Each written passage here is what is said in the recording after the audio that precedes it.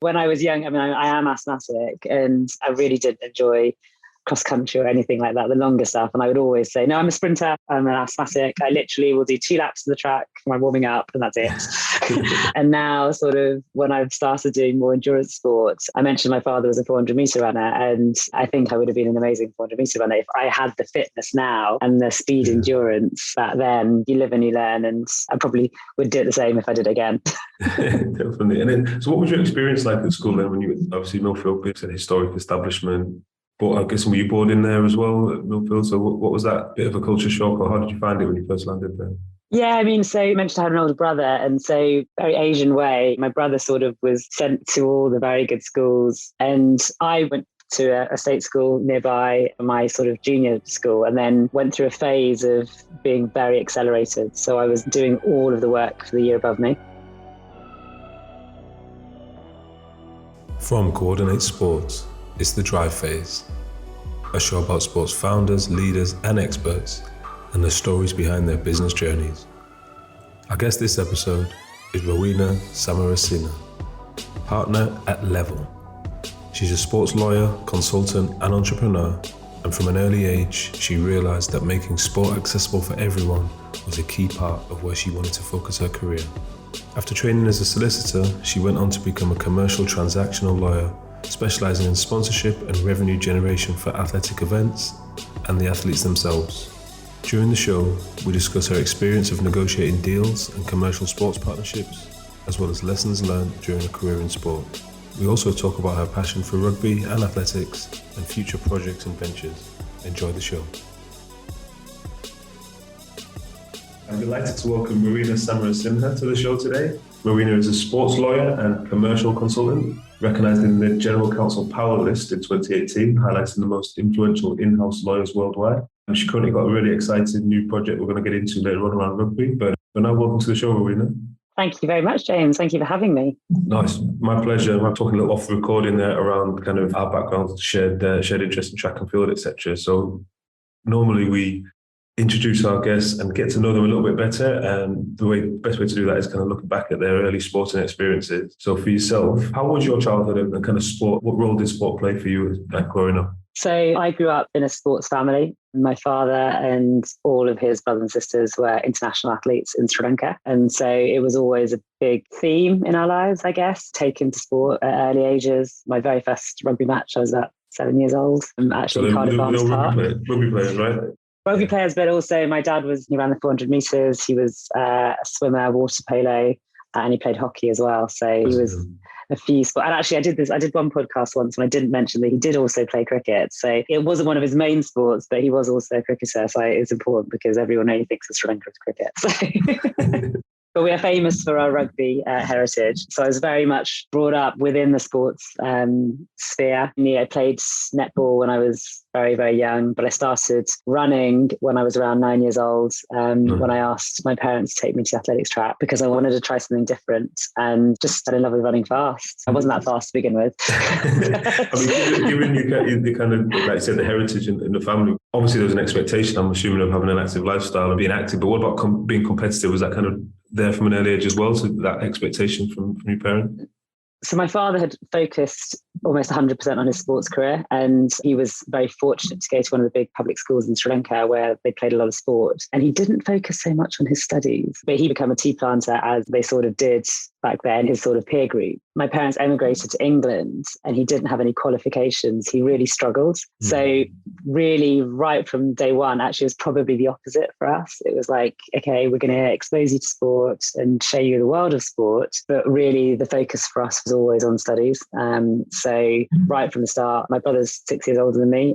So I sort of followed him, but we were always sort of sent to good schools based on our academic prowess. Both of us did end up at Millfield. Me, I was there for longer because my brother had just thought it changed his life. So I went when I was 12, but it was really the opportunity for us to excel academically while being able to play sport. But certainly sport was secondary to us and more of our holistic upbringing rather than being the focus.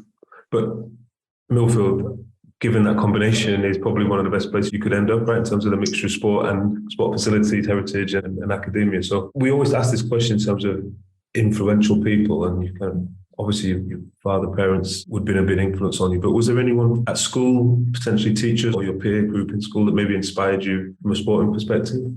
I mean, given what we're going to talk about in terms of females staying in sport as long as possible, what was your experience? Yeah, I mean, definitely probably my first coach, actually. So not even at Millfield. Well, my Millfield coach also, bless him, Alan Noble, he died. But Steve Harris, that's his name, I remembered it, from my coach at Barnet and District AC before I switched to Shaftesbury Barnet Harriers. Like I said to you, I basically asked my parents if I could go to the track one day, and I was super young, just turned up, started chatting to this guy and said, look, I'd like to run. And he really took me under his wing. And it was amazing because my mother bumped into him probably 5 to 10 years ago. I don't know, it was a while ago. And he remembered me, and my mum was saying I was working in athletics. And I said to my mum, I said, I hope you told him that he was a huge influence on me, because I wasn't that great when I first started out, but he really excited me about this sport and talking about inclusivity and really enabling everybody, especially every child, to do it. He was so great, because I didn't know then at the time what I was going to do. I was actually ironically very good at shot put to start with, and just really encouraged me to do everything. And I think that's why probably I really pursued athletics. And of course, when I switched club, he was quite upset, but that was when I'd gone to Millfield, and I had a really good friend in my house who was also running with me, and she was at Shaftesbury. So I switched to her group, which was obviously that level higher. But I have never forgotten that experience, because I was training with him probably for 4 or 5 years at that young age. And what event did you go on to compete in? So my main event was 100 metres, and it's ironic because I just mentioned to you when we were talking offline, I've just run my first ultra race at the weekend. But when I was young, I mean, I am asthmatic, and I really did enjoy cross country or anything like that, the longer stuff. And I would always say, no, I'm a sprinter, I'm an asthmatic. I literally will do 2 laps of the track when I'm warming up, and that's it. And now sort of when I've started doing more endurance sports, I mentioned my father was a 400 meter runner, and I think I would have been an amazing 400 meter runner if I had the fitness now and the speed endurance back then. You live and you learn, and I probably would do it the same if I did it again. Definitely. And then, so what was your experience like at school then, when you obviously Millfield, it's an historic establishment? But I guess, were you born in there as well at Millfield? So what was that bit of a culture shock, or how did you find it when you first landed there? Yeah, I mean, so you mentioned I had an older brother, and so very Asian way, my brother sort of was sent to all the very good schools, and I went to a state school nearby, my sort of junior school, and then went through a phase of being very accelerated. So I was doing all of the work for the year above me. And basically I applied to go to City of London school at the time, which again, my brother had done, being younger. And I got a scholarship. So I went a year ahead. I missed sort of my 4th year of junior school and went to secondary school. And that was the first step to sort of figuring out where it was a big change for me, go to private school. But that was also in London, and I was starting to play sport. I was starting to run more seriously. And by the time my brother was in his 6th form, his final year, he sort of said, well, Rowena, you're thinking more and more about sports, and facilities are amazing. I wish I'd gone there for 5 years. I really didn't want to board. I literally hadn't been away from home for more than one day. I was very, very close to my mother.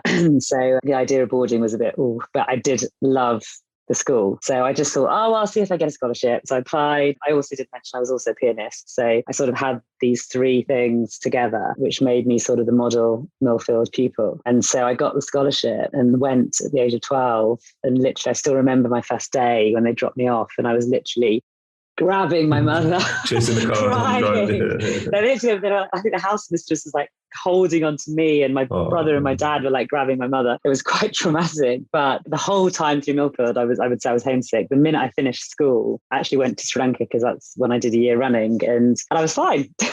But I don't know, like there was something about just being at boarding school, but after a while you'd settle in and you'd be fine. And actually the friends I have from that experience are my oldest friends in the world, and are still like by my side. So there's a lot. I know that boarding school isn't for everyone. And when I tell that story, people are like, oh my God, why would you even do that to your child? But it was an amazing experience, but very different, I guess, for me, having been majority of the time through the state system and then sort of stepping up into it. And then also obviously everything that there's such an array of people who have just like Franklin Roosevelt's great grandson was there, Boris Yeltsin's grandson was there, like all these crazy, famous, wealthy, and then the other end of the spectrum, like people like me who were scholarship children, and just like, oh my God, I'm so lucky to be here. And that definitely embraced the experience. I feel that I really got the most I could have got out of it. And part of that was the ability to play sport 4 times a day, which was amazing. Exactly. I mean, at what time, obviously sports is a huge passion, as I'm assuming was music as well. But when did you start kind of formulating your kind of ideas for a career? Was it just a case of like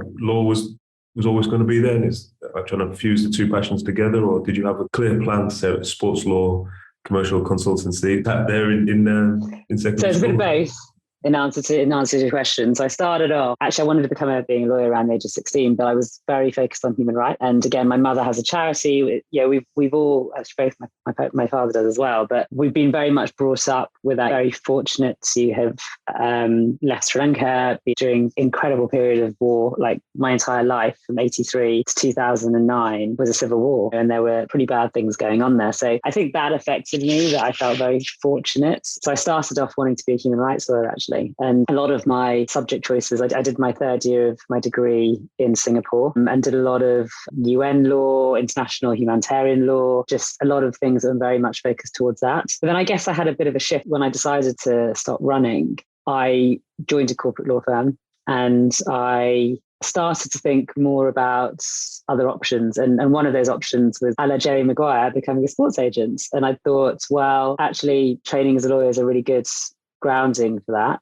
So I started to focus my career more towards transactional commercial law, and that's why I qualified as a commercial IT lawyer. And I thought I wouldn't stay in law for very long, if I'm completely honest. And 20 years later, I'm still a lawyer. So it was various phases. But yeah, at a certain point, I realized I loved sport and it wasn't going to be my actual career in terms of being an athlete. So then I really embraced being a sports lawyer as the work I got really early on. I started my career negotiating most sports agreements. And then my first full-time sports job was the Euro 2008. So just those straight right from the get-go, there was also a lot of determination to get something like that. So I feel very fortunate to have had the opportunity to embrace that. Was there a specific decision around, you mentioned about being an agent there, a sports agent. Was there a reason why you didn't pursue that more, or so long as you just a passion for law, or was it something that, actually it's not for me? So I guess I skipped an element as well of that. So as a 17-year-old athlete,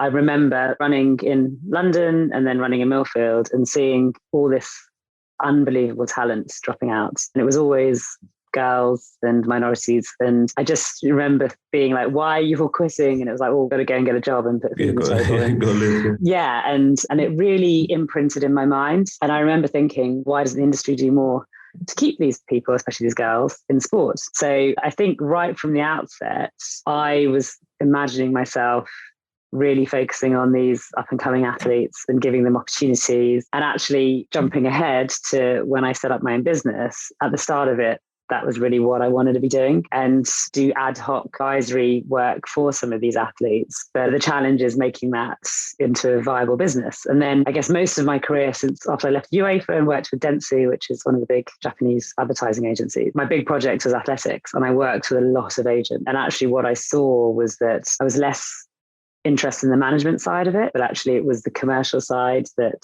I thought I added value. And so actually now my relationships with the agents, so I will often seek out opportunities and then propose athletes, teams, whatever like that. So sort of switch the narrative in terms of where I thought my value was. And I didn't think it was booking athletes into races and to meet and all of these sorts of things. And yeah, that's I guess how I ended up doing what I do. Really curious and probably more personal curiosity, but around athletics, given your background or your focus now currently on commercial consultancy, athletics seems to, sport also, it's a special interest, but it seems to have kind of potentially missed the boat in terms of commercial. I don't know if you have the same thought process on that, or I'd be really keen to understand where you think the sport is at the moment, what it could maybe do better. I mean, we need about 3 days for that conversation. We're probably on the same page or not. No, but so, I mean, grew up in the era of the Golden League, and I call it the Golden League of athletics when we had Denise Lewis, Linford Christie, Sally Gunnell, Colin Jackson, these athletes who we saw day in, day out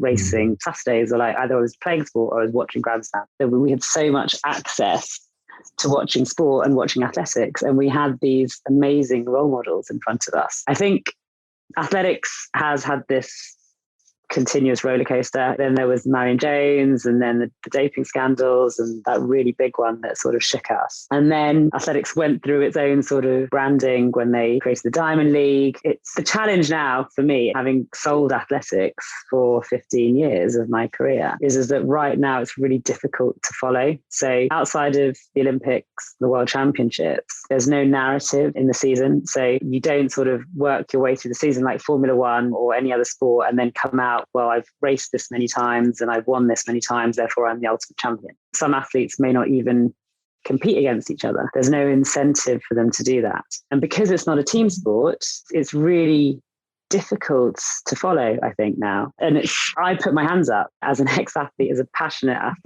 athletic spectator, and yet someone who worked in the industry as well. I don't really watch that much athletics anymore. And a part of that is that it's not that easy to watch. You need to find it, right? Where's the broadcast? Well, I mean, at least it's come back to the BBC. It went away for a while, but it isn't easy to find and that's not athletics' fault. That's because there's so much other sports, so much football on TV that the other sports have sort of been a bit more elevated. But as a young person, I think it would be really hard to be exposed to athletics in the way you and I were. And then with that comes the obvious knock-on effect on the commercials. You know, there's less TV revenue, less sponsorship revenue. I mean, I say less sponsorship revenue. I think it's really important to recognize actually how well World Athletics as an organization has been doing for athletics. Like the sponsorship element has been so healthy, and that is largely thanks to the Japanese sponsors who really hold athletics really highly up there in terms of sport. So there's been a lot of input from them. I've just been advising Singapore on a bid for the World Championships, and what I was really excited about was the commercial support that came with that, and this sort of new nation that's not got any history in athletics but really wanted to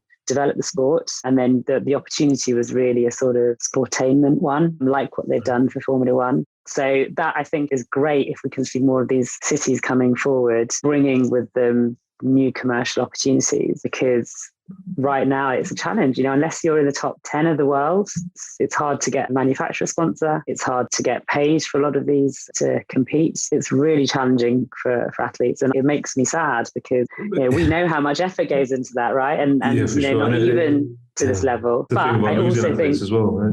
Totally. But I mean, I think we were very fortunate to have Usain Bolt for as long as we did, because I think he really, coming out of the Marion Jones era and the doping scandal then, having Usain sort of like change the dynamic and move away from the super serious. Yeah, well, you brought some showbiz, right? And some entertainment. Yeah, and we have a lot to thank him for, and it really put athletics back on the map. So I just think we need, you know, something that we always used to talk about with World Athletics. And actually, someone I was speaking at conference yesterday, someone mentioned it yesterday, and I thought it was a brilliant point, because we've done really badly at telling people stories. And I think what has been seen out of the last few years with Drive to Survive, with all of these docuseries coming on, people love to hear the background stories. I always think that as a female, I think as a female sport, someone who engages with sport, they like to engage with the stories behind the athletes more than the actual sport watching. So I think that was a real game changer for F1. With Drive to Survive, I think more women started following F1 than ever before. And I think athletics needs to embrace that, to tell the stories, because so many of these athletes have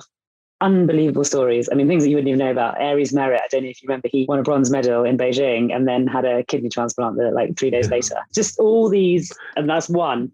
Yeah, I agree. I mean, even the technicals as well, like you said, obviously yourself heavily into the sport and competing as well. But anyone who's interested in fitness or exercise, they want to see maybe just a little bit behind the scenes in terms of not just that elite performance. It's like, okay, that athlete feels like I do when I finish my class or my workout. You can kind of see those moments rather than just the polished ones. So yeah, totally. Yeah, and like nerves, what do they do? And I'm very conscious not to take for granted, but I get an insight into this world that most people in their world will never see. What happens? I used to be in charge of the call room before the athletes come out in their races, you know, checking all their kit, checking their bibs are on, all that sort of thing. And just, it was such a fascinating opportunity to see athletes mentally preparing, the difference between them, how they approach it, the questions they're asking you, which are just like, really? That's what you want to ask me? Just like 2 minutes before you're going to race in the final of 100 meters. So it's, but I think, and I agree, I think showing this side of it to people is fascinating. And that's why I think social media has been great, because, you know, athletes are able to sort of give an insight into their lives, which is so different from the average person's.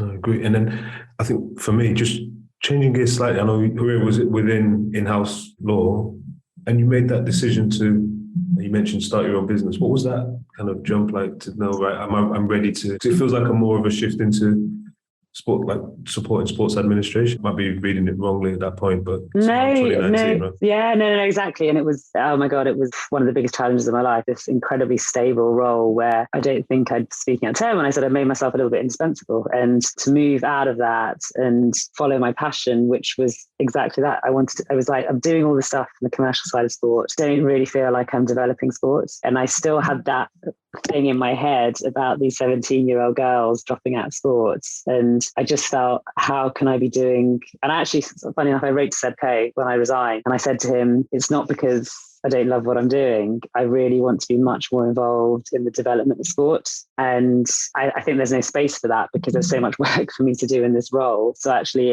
originally I was going to still keep doing that and some get guys. And I actually was like, no, I need to just start from scratch, which was very scary, leave alone a year later hitting a pandemic. But no, it was really that driver to, and that's when I suppose I started sitting on more boards and doing a lot more of that sort of direct input into grassroots development, sort of the Sport England side of the world as well. I'm curious in terms of just, I guess personally, so you're making that decision to, like you said, step away from a successful career, one that you've been obviously training for your whole life, etc. How did that go down with, how did other people take it? I'm curious about it, maybe around your parents as well, given their background and their focus on academic, like, was it seen as positively or kind of stepping out and starting again, launching a new venture?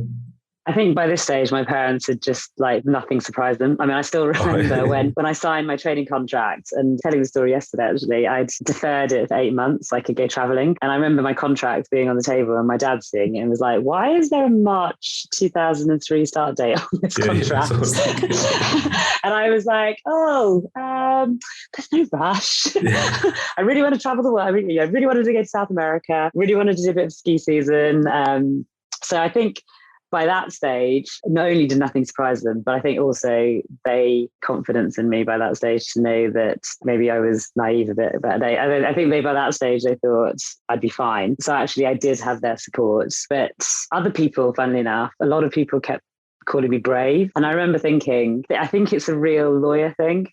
Because in law, you get on that conveyor belt and you get churned out the other side. 7 years later, you're a partner. It's sort of what you do. There's the process. And I think for most lawyers to have that sort of entrepreneurial spirit is very, very foreign because we're very risk averse. But I'd always had that creative side. I did an MBA as well, an executive MBA in the middle of 2013 to 2016. And I'd already started thinking, actually, my role was very not just legal. I was very operationally involved in events. I was very much creatively involved in building the opportunities with brands. And that was the stuff that was really exciting me. And that's where also I thought, this is where I can potentially make a difference. So yes, people were very shocked and surprised, but also I think there was a lot of respect. I think it was like, okay, you're doing something different and you're also continuing to follow your passion, because I just felt I'm not doing enough of what I should be doing. Yeah.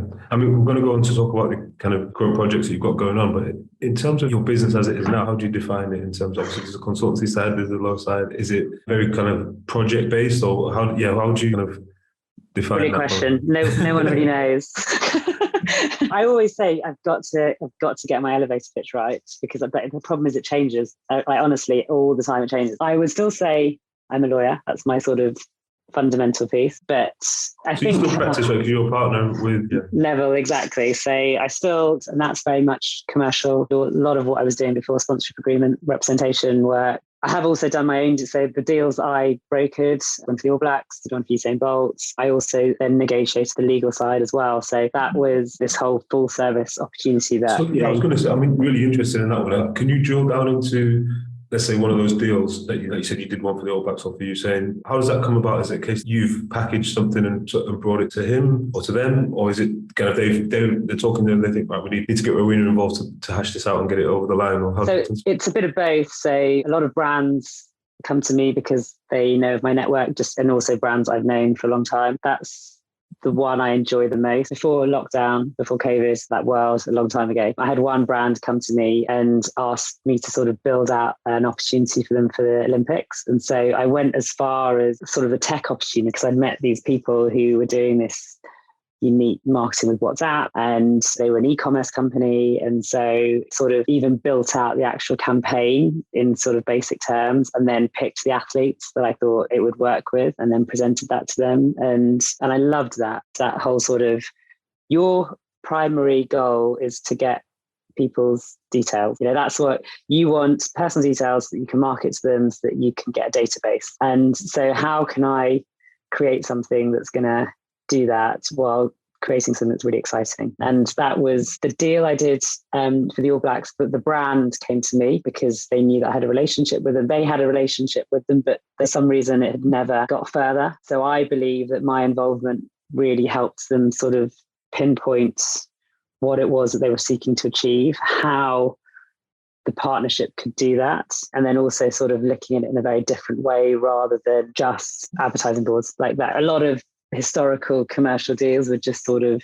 how much exposure can we get? So the one between What Bike and the All Blacks is really content driven. So there's a lot around the players being on the bikes, doing the training, showing that high performance, I guess that equipment element, then that drives performance on the field. So again, just drilling in down to sort of the real reasons behind the partnership, which I just think is super exciting.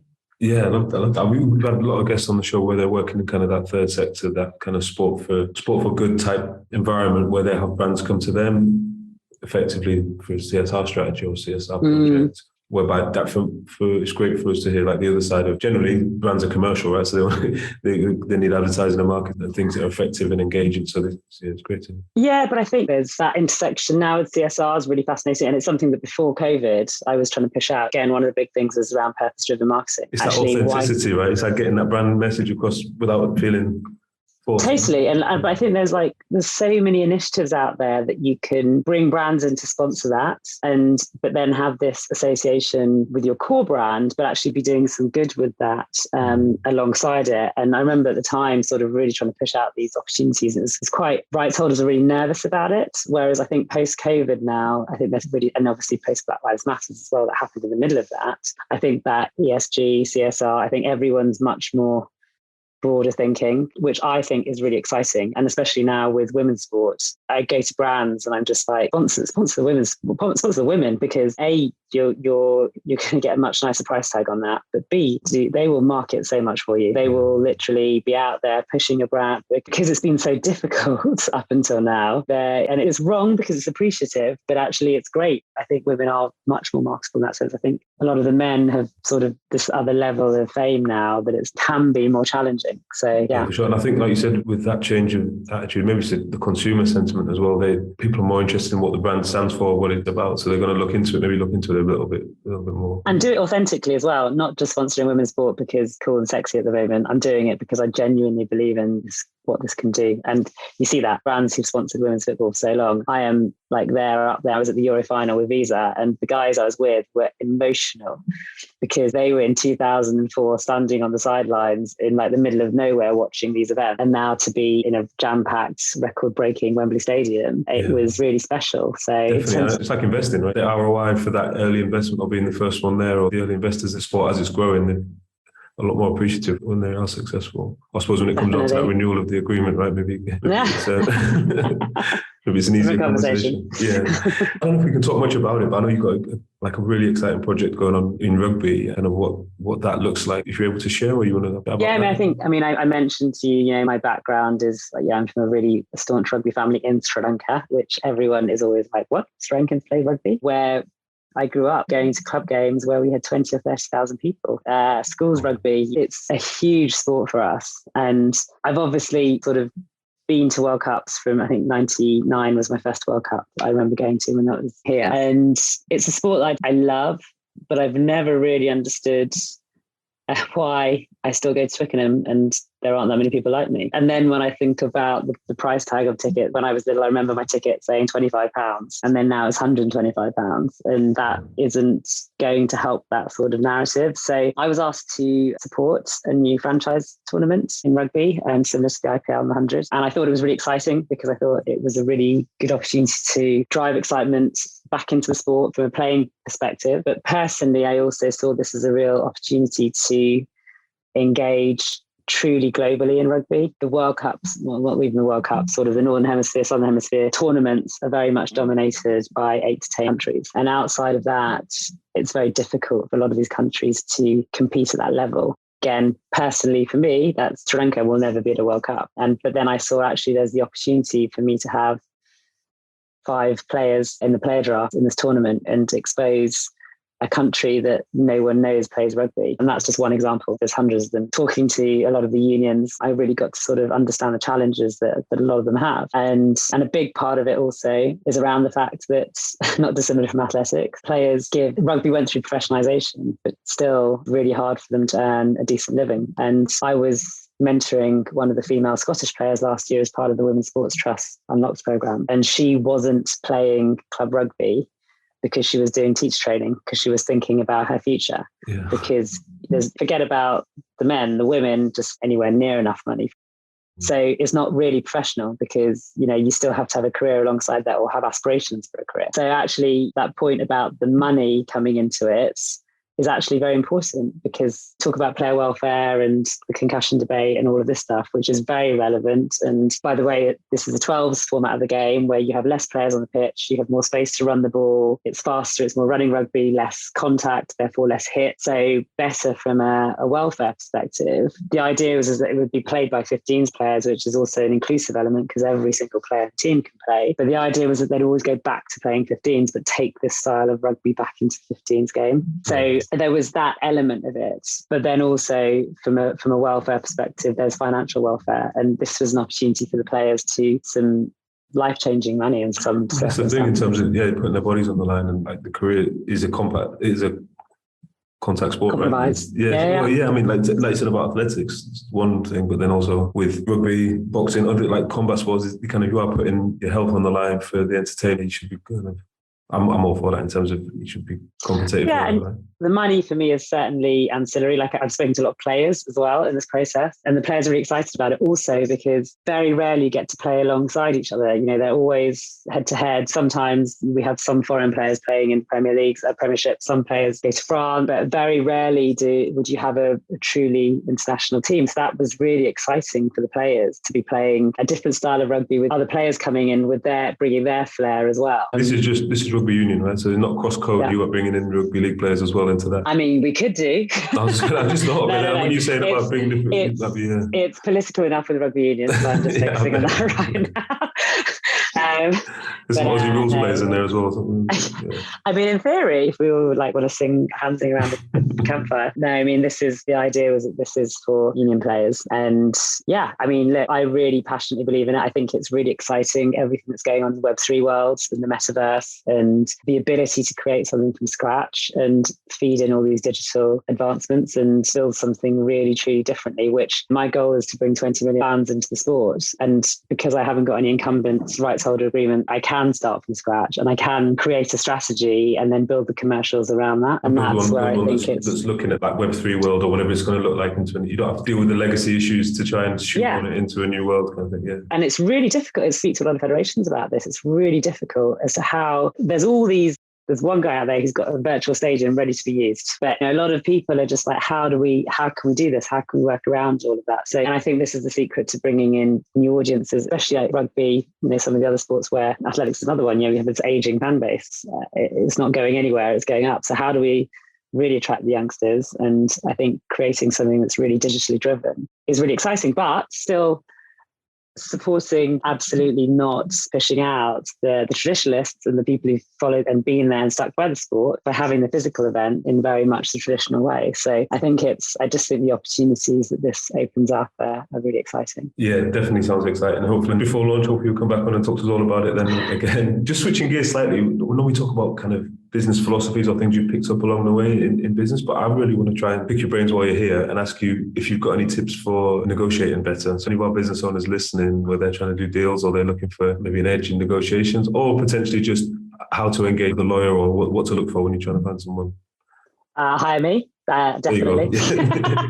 We'll link everything in the show notes. I am a great commercial negotiator. We are not paying enough for any advice, right? No, I mean, I think my big thing and why I do believe I'm good at this, it's not asking for the thing I used to really frustrate me was when I was in a difficult negotiation and the other side is just being unreasonable. And it's like, you ask for something and the answer is no. And you're like, well, why not? This isn't actually a massive imposition on you. This makes a huge difference to my client. And why is that normally? Is that just a power move or something they're playing when there's no, but there's not really rationale behind it? Just kind of no. I now try to keep lawyers out of the discussion because actually sometimes you're speaking to a lawyer like you're really killing the deal. And I actually had one recently when the client nearly walked because they were just like, this is just being over lawyered. So there is an element of protecting your client's interest. But I think because I spent most of my career being in-house, because I am very commercial in my thinking, at the end of the day, I'm like, you have to find a solution that practically works for everyone. And the aim I find is if I leave the room and everyone feels like they've won, that's perfect. So even if they're just like, oh my God, I can't believe they agreed to that. And actually the other person's like, well, I agreed to that, but I got this in return. And everyone's got different priorities. And it's just figuring out what your absolute must-haves are and what the things you can really let go of, because there's a lot of stuff that you will never need to rely on, never need to use. And I think it's about really homing in on what your must-haves are. The rest of it is just noise, and really save your energy. Do not just be difficult for the sake of it. There's people who have tactics who will just fight you on everything to wear you down. And I think in our world, and especially in sports, you've got a partnership to deliver our service. Don't kill that right from the start. Actually, make sure that you're really asking for the things that you really want. And I think I've found that the clients end up happier. If everyone's just, hey, we're going to be reasonable about this, we're going to do this, everyone ends up happy. And then they're like, do you know what? Now we can get on with delivering this partnership. Because more often than not in sports, I mean, my litigator colleagues will hate me for saying this, but I will always try and find a solution. And personally, fortunately, I've never really had to take anything to court. And that's sort of the ideal scenario where you can just creating something because you want to build something long term with someone. So really focus on that. No, thank you. I appreciate that. A couple of questions about so much going on. So we were talking about it, like you said, the elevator pitch and all different elements and projects and clients and things you kind of working on and juggling at a high level. What kind of habits or routines did you kind of put in place to try and keep yourself on top form? I know you mentioned ultra race.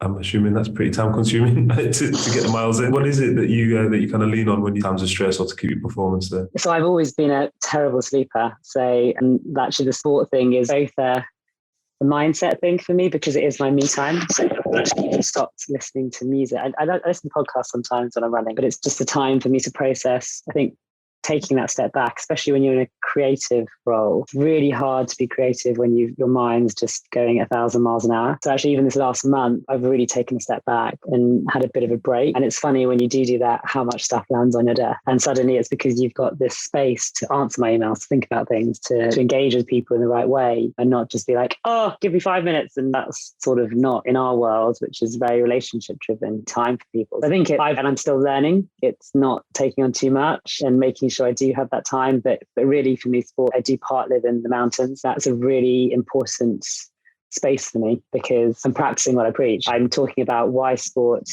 helps us to perform in business as well. So, and that's really what I use it for as well, and why I guess I switched to this endurance sports. I do a lot of ski mountaineering as well. So that is because it's time for me to be training, but it's also quite high stress. Whereas sort of going for a really long, slow run is actually really good for your body as well. It's sort of bringing down the stress levels. Yeah, well, that's the danger as well. So you see kind of CEOs and leaders where they're in their business life, they're at 100 miles an hour. And then also when they're fitness, like you said, boot camp, CrossFit, those types of things that are super stressful on the body as well. So. And it's really important because that is stress on your body. More when I resigned, they thought I had adrenal fatigue. And so I went through this bit. It's the classic, stop a really crazy high-powered job and then, get ill, have heart attack, didn't have quite a heart attack, but almost had a heart attack. And it's really important to, and that's something I've learned actually over the last few years, to slow down. I'm not very good at meditating because I just get really distracted, but actually my meditation is going out there and running in the mountains and running by the river to get away, just going to places where I can actually reset and not hear sirens and all of this stuff around me. And I think that is really, really important. Yeah, for sure. Last question for me, and it's just a reflective one. And I'm speaking there about kind of meditation, etc. But it's more reflective of your career. If you were going to go back and speak to Rowena as she's leaving school, let's say, and give her a little piece of advice or one piece of advice, what would you give yourself? Rowena, when she left school, was a very different person. She was really battling with confidence and insecurity, things like that. I think I'd just say, believe in yourself and follow your passion, because today I'm still following that passion, because I still refer to that 17-year-old me. And I think it's, you follow what you believe in, I think you will always succeed. Yeah, I still don't quite feel like I haven't got to what I want to achieve in my life. I don't doubt that I will get there because my why is so strong. So I think finding something that you really passionately believe in, sticking at it, and I think you will get there in the end is my big thing. My big wise word. No, I love that. Rowena, thanks so much for your time. Appreciate you giving us so much time being transparent with us. Great talking to you. Thank you very much for having me, James. Thank you for listening to this week's show. You can subscribe anywhere you get your podcasts. If you'd like to get in touch with us, you can write to us at dryphase.podcast@coordinate.cloud, tweet us at coordinatesport, or follow us on Instagram at coordinate_sports, or on my account at James_ventures. This episode was produced by Nancy Kwamboka, with support from Claire Goodchild and Lola Small, with special thanks to Rochelle. I'm James Moore, and you've been listening to The Drive Phase from Coordinate Sport.